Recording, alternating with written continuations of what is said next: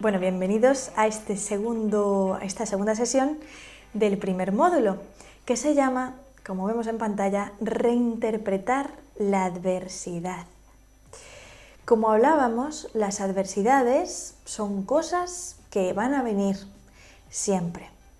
Ahora, es verdad que, sobre todo en Occidente, las personas que se dedican sobre todo al mundo de la salud mental, psiquiatras, psicólogos, cada vez están haciendo más énfasis en que algo nos está pasando en Occidente, algo se nos está atrofiando, que estamos empezando a pensar, y sobre todo las generaciones de millennials y hacia abajo, que el dolor o que la adversidad o que las dificultades son algo que no debería ser parte de mi vida.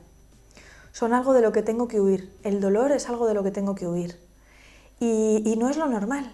Es como que lo normal es estar bien. Hasta el punto de que, por ejemplo, mi cuñado, que es psiquiatra, cada vez reciben más personas en consulta que encima vienen derivadas, muchas de ellas, de médicos de cabecera o de otros profesionales, y les llevan al psiquiatra derivados porque pues están muy tristes porque el novio les ha dejado, o están pasando por su madre, acaba de fallecer, y entonces vienen a por medicación. Entonces mi cuñado lo que les dice es: no necesitas medicación, no necesitas algo externo, a no ser de que obviamente pues tengas una depresión ya importantísima, de caballo. No, nos estamos haciendo adictos a los remedios externos, y al final estamos atrofiando nuestros recursos propios internos naturales que tenemos para desarrollar y afrontar las adversidades. Es decir, en la vida, en la naturaleza, en el cerebro, en nuestro cuerpo, todo lo que no usamos se atrofia o lo acabamos perdiendo. Al final no tenemos la práctica. Si yo voy al gimnasio y empiezo a desarrollar mis músculos, se van a desarrollar. Tengo que hacer un entrenamiento. Pues dentro tenemos una capacidad con la que nacemos para enfrentar las adversidades, porque las adversidades forman parte de la vida. Si nosotros desarrollamos esos músculos de la resiliencia, vamos a ser personas más resilientes. Pero si nosotros entendemos que la adversidad no debería existir, que es un desastre y tengo que huir de ello y necesito una droga, una medicación, algo externo para poder paliar esto porque no puedo hacerle frente, entonces estamos con una mentalidad que nos está atrofiando y nos está haciendo personas cada vez menos resilientes. Y de esto muchos psicólogos y muchos psiquiatras están alertando a la población de Occidente, porque estamos teniendo esta historia, ¿no?, en la cabeza. Así que lo primero que necesitamos es reinterpretar la adversidad. Necesitamos entender, aceptar lo que sabemos en el fondo, ¿no?, que la adversidad forma parte de la vida y que la adversidad nos va a tocar a todos. Y no solo eso, sino que, como veremos a continuación, la adversidad tiene beneficios y la necesitamos. ¿Para qué? Para crecer, para desarrollarnos y porque tenemos unos músculos que han sido puestos aquí internamente para hacer frente a la adversidad, y si no tuviéramos adversidad nos atrofiaríamos. Y luego vamos a ver algunos ejemplos de esto, ¿no? Así que lo primero es aceptar la vida como viene, saber que van a venir momentos duros y que van a venir momentos más fáciles, pero estamos preparados para hacer frente a todos ellos. Antes habíamos hecho una pequeña introducción sobre la distinción del dolor y el sufrimiento. Y se habla de esta distinción porque es verdad, ¿no?, que la vida pues trae momentos de dolor. Cualquier crisis, cualquier historia, ¿no?, que podamos vivir nos va a generar cierto dolor. Yo me caigo y me duele la muñeca y es algo que no puedo controlar, me está doliendo. Ahora, una cosa es el dolor que me ha generado esa caída y otra cosa es el sufrimiento, que es cuando yo a esto le genero un montón de reproches, de quejas, de pensamientos negativos, me hago pequeñita, le echo la culpa al otro y me quedo en ese sufrimiento que yo me estoy generando a mí misma, ¿no? Lo hemos visto todos cuando muchas veces se cae un niño pequeñito que está aprendiendo a andar y en realidad no se hace daño, ¿no? Tampoco es algo para tal, simplemente se ha caído y la mayoría de padres reaccionan: no pasa nada, hombre, venga, levántate y lo vuelves a intentar, ¿no?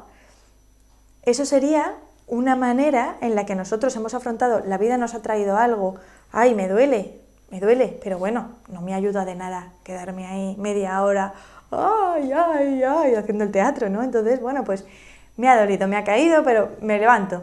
Y otra cosa es, pues también hay algunos padres de nosotros, ¿no? Que alguna vez nos ha pasado de, ay, pobrecito, y coger al niño y abrazarlo, ay, ay, ay, ay, ¿no? Y al final el niño de repente está interpretando, uy, pues sí que es muy grave lo que me ha pasado, es súper grave.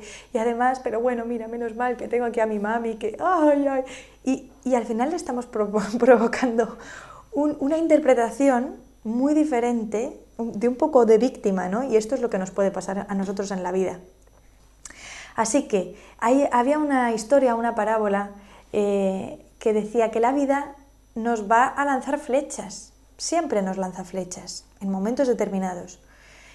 Esas flechas nos generan dolor, pero muchas veces nosotros a esas flechas cogemos otras envenenadas y nos las clavamos en la misma herida, ¿no? Pues esto es el sufrimiento. Lo primero es el dolor y hay que aprender a gestionarlo, pero tengo recursos suficientes para hacerlo, y la segunda es este sufrimiento del que estamos hablando. Entonces nos metemos veneno a nosotros mismos contándonos una historia que nos está perjudicando. ¿Vale? Entonces, como estamos pensando en positivo y nos estamos ayudando, intentando reeducar a pensar en positivo poco a poco, vamos a ver esto que hablábamos de que las adversidades tienen beneficios y son necesarias para nosotros, ¿vale? En lugar de pensar que hay que desterrarlas de la vida, vamos a ver de qué manera nos podemos beneficiar de ellas.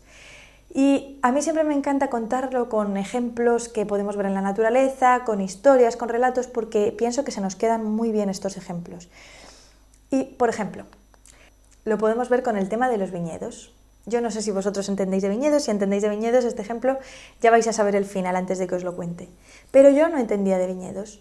Entonces, si a mí alguien me pregunta, ¿cómo se hace la mejor cosecha de vino? De estas que dices, la cosecha del año tal fue impresionante. ¿Por qué? ¿Qué ha pasado ese año? Pues yo pensaría, pues lo que ha pasado ha sido que ese viñedo ha tenido unas condiciones impresionantes, ¿no? Atmosféricas, pues le ha llovido lo suficiente, le ha dado el sol lo suficiente, ha estado en un terreno muy bueno, ¿no? Y ese sería mi pensamiento. Pues resulta que es todo lo contrario, que las mejores cosechas son cuando el viñedo más está estresado, porque las condiciones no han sido las favorables para su crecimiento. Y dirás, ¿cómo es esto? No puede ser. Efectivamente. Cuando ha habido mucha sequía o mucho calor, o sí, nada de lluvia, en esos momentos, en esos años, es cuando la planta se estresa. ¿Qué pasa cuando la planta se estresa? Que la planta empieza a tener que desarrollar unos recursos que hasta ahora no había tenido que desarrollar. Y en ese crecimiento se produce el mejor vino. ¿Cómo?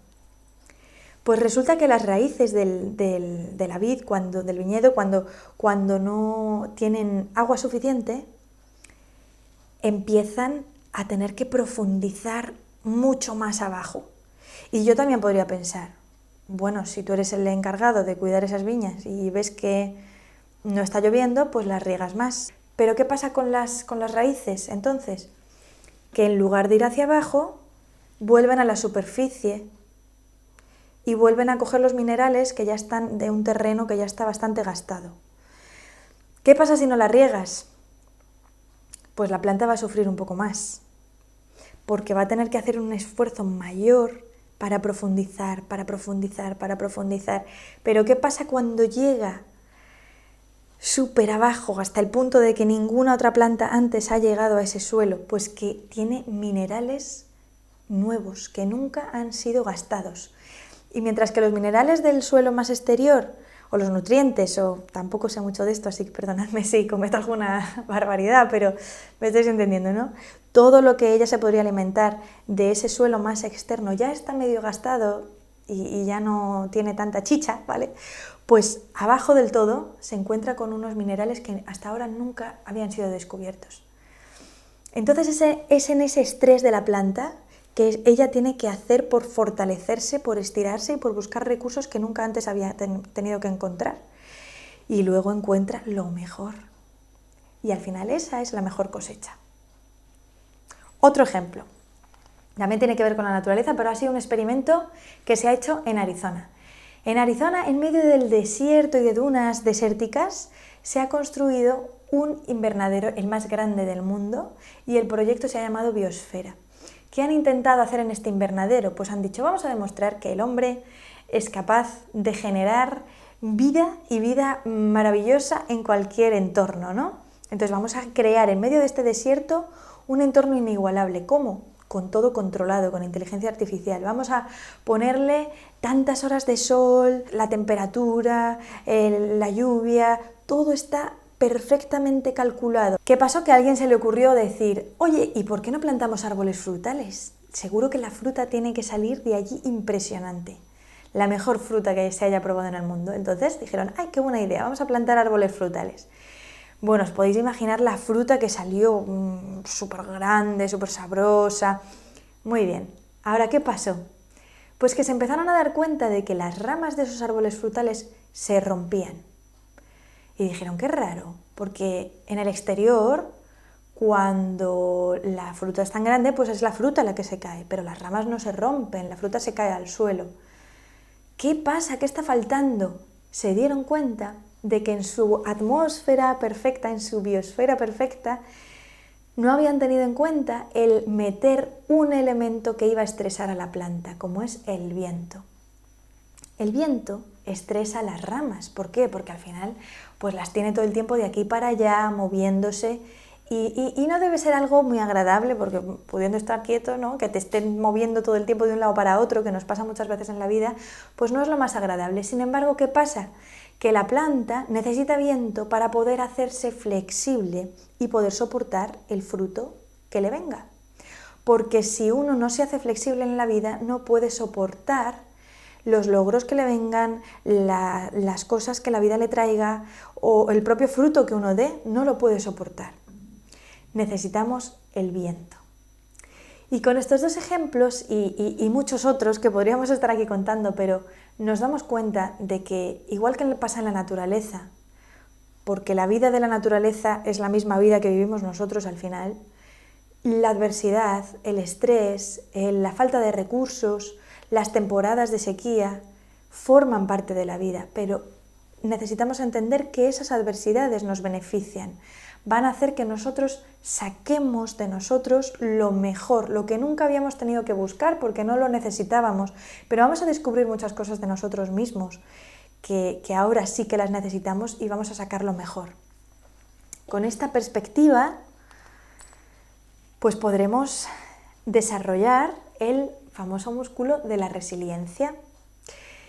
Mark Buckingham, que es un investigador también estadounidense, él hace investigación sobre un montón de temas y tiene un estudio sobre la resiliencia. Y tiene una definición de esto que me encanta. Dice, las personas resilientes al final son las que han aprendido a mecerse en medio de la adversidad. Y dices, ¿cómo puedes mecerte en medio de la adversidad? Es muy gráfico, ¿no? Porque es como que la adversidad de repente te envuelve como una ola incontrolable y no sabes ni por dónde atajarla porque es algo inesperado, es algo incontrolado, pero la persona resiliente es la persona que acepta, ¿vale? Esto no lo puedo controlar, solo tengo que aceptarlo, porque tan pronto como viene, vendrá otra cosa mejor, o se irá, o derivará, o son estas olas, estas corrientes que vienen y nos envuelven, y es que no depende de nosotros. Lo único que depende es la actitud que decidimos tener en medio de esa prueba. Y la persona resiliente acepta la prueba, acepta lo que está viviendo, no lo resiste y aprende a tener la mejor actitud en medio de la prueba. Que eso sí que es lo único que podemos controlar. Se aprende a mecer, como si fuese un niño pequeño o alguien en una hamaca, meciéndose, estando lo más tranquilo posible dentro de la prueba y dentro de esta corriente que le ha envuelto, ¿no? Me encanta esta frase. Otra vez más, te dejo con un ejercicio porque estamos terminando. En este caso, el ejercicio es: detecta 3 situaciones adversas que ahora mismo estés viviendo. No tienen que ser grandes cosas, pueden ser simplemente, oye, el atasco que todos los días te comes para ir y volver del trabajo, que te estresa y te hace llegar de mal humor. Pueden ser cosas graves también, pueden ser enfermedades, pueden ser cosas graves. Detecta 3 adversidades que ahora mismo estés viviendo en el día a día. Identifica qué estás pensando acerca de esas cosas. ¿Qué estás pensando de la adversidad? ¿Estás pensando que no puedes hacerle frente? ¿Estás pensando que te supera? ¿Estás pensando que qué injusto? ¿Estás en modo queja? ¿Estás en modo sufrimiento en lugar de simplemente vamos a gestionar el dolor que me ha venido? ¿Estás añadiéndole sufrimiento a ese dolor? Detecta qué estás pensando sobre cada una de ellas y el paso más importante. ¿Qué podrías pensar para ayudarte a atravesar esas dificultades? Porque, como hemos dicho, no es lo mismo que te venga el dolor a la manera en la que te lo tomas, como hablábamos de ese niñito pequeño que se levanta y sigue intentándolo o se queda ahí en el dolor y en el sufrimiento y todo esto, ¿no? Y al final, pues a lo mejor hasta le puede coger miedo porque ya cree y porque todos exageramos alrededor y ya cree que esto no debería estar pasando y que es injusto y que... Estamos hablando del filtro de las gafas todo el tiempo, ¿no? ¿Cómo interpretamos lo que nos está pasando? ¿Qué voy a pensar de estas adversidades que realmente las estoy viviendo y son momentos dolorosos que me están produciendo un malestar? Pero, en medio de esto, ¿qué puedo pensar? Un ejemplo muy breve. Me he quedado sin trabajo. Tengo hijos, me está costando ahora mismo, tal y como está el panorama, volver a encontrar trabajo, lo que sea. Yo puedo llenarme de rencor porque mi jefe me echó. Es muy fácil para nosotros empezar en este diálogo, en este discurso, ¿no? Puedo quedarme ahí y cada vez que se lo cuento a alguien recrearme en mira qué injusto mi jefe, mira lo que me pasó, mira lo que me hicieron, que está bien desahogarse, ¿eh? Otra cosa es quedarse en ese discurso crónico, ¿no? Y ahora, o meterme en la preocupación de lleno, ¿y ahora qué voy a hacer? No vamos a llegar a fin de mes, y mis hijos, y no sé qué, y no sé cuánto, Vale, esto es normal hasta cierto punto. Si yo me quedo ahí, me estoy añadiendo sufrimiento. Necesito pensar qué es lo que necesito empezar a pensar de esta situación que me ayude a salir de ella. ¿Depende de mí el encontrar trabajo o no? Pues hasta cierto punto sí. No depende de mí que me contraten, la decisión la tiene el otro, pero sí depende de mí el buscarlo con mucha mejor actitud y el otro va a ver muchísima mejor actitud en mí y por tanto va a ser más probable que me contraten según mi actitud. ¿Qué es lo que yo puedo hacer? ¿Qué es lo que está en mi mano? Eso es lo que debemos pensar. ¿Sí? Pues dicho esto, cuando terminéis este ejercicio os voy a dejar con otro vídeo, que es otro recurso gratuito de mi canal de YouTube, que se llama 8 palabras que pueden transformar tu vida. Es una historia que está basada en una novela, en un libro de Dale Carnegie, que os recomiendo encarecidamente, trata sobre cómo gestionar las preocupaciones y el estrés y todo esto. Y al final de esta historia, él cuenta historias reales todo el tiempo, al final de esta historia nos van a dar un secreto realmente importante. Son 10 minutos de vídeo de historia contada, pero merece la pena llegar al final porque es un secreto del que luego vamos a hablar en la siguiente sesión. Que lo disfrutes.